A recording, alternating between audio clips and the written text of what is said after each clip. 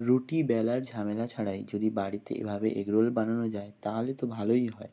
তাই সেই মতো ১ বাটি পরিমাণ ময়দা নিয়ে তার মধ্যে পরিমাণ মতো নুন, চিনি ও ২ চামচ পরিমাণ তেল দিয়ে ভালো করে মিশিয়ে নেব।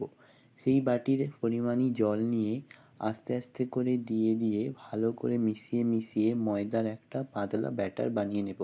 তাওয়া গরম হলে ওপর থেকে তেল দিয়ে একটা সুতির কাপড় দিয়ে চারধার ভালো করে মুছে নেব। এবার ব্যাটারটা দিয়ে হাতার সাহায্যে ভালো করে চাড়িয়ে নিয়ে রুটির মাপে করে গোল করে নেব।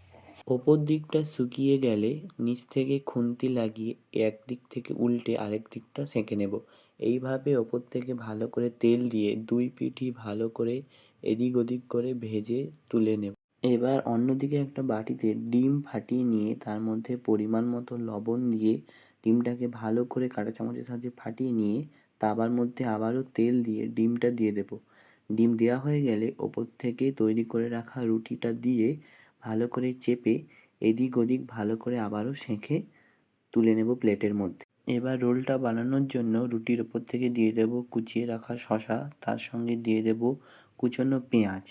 এবার ওপর থেকে দিয়ে দেব টমেটো কেচাপ, তার সঙ্গে দিয়ে দেব চিলি সস, কয়েক টুকরো কাঁচা লঙ্কা।